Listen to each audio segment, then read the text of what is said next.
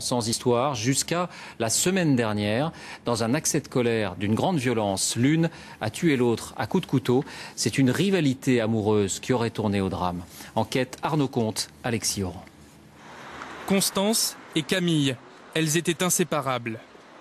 À 18 ans, les deux lycéennes devaient passer un bac commercial cette année. Jeudi dernier, les deux adolescentes déjeunent au domicile de Constance, dans ce quartier cossu de Rouen.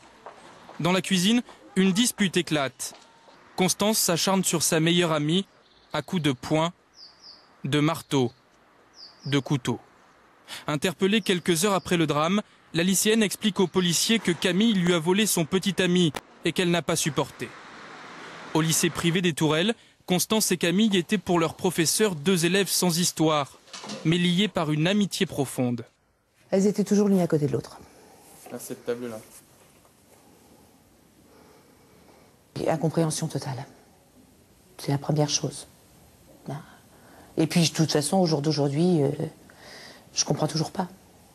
J'imagine toujours pas. Et a priori, il n'y avait rien à déceler.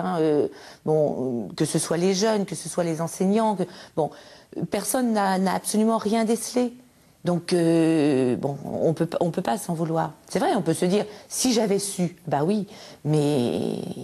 Sur leur blog, les deux adolescentes, filles d'ingénieurs et de bijoutiers, se laissent des messages d'affection. Mais Camille est tombée amoureuse de l'ancien copain de Constance et peine à l'avouer aux autres. Elle m'a dit que je sors avec Benoît, mais pour le moment, j'en parle pas parce que je sais que Constance est encore amoureuse de lui. Et jamais elle m'avait dit de mal de Constance, jamais elle m'a dit qu'elle Constance avait des réactions bizarres. Jamais je me serais imaginé qu'elle ferait ça.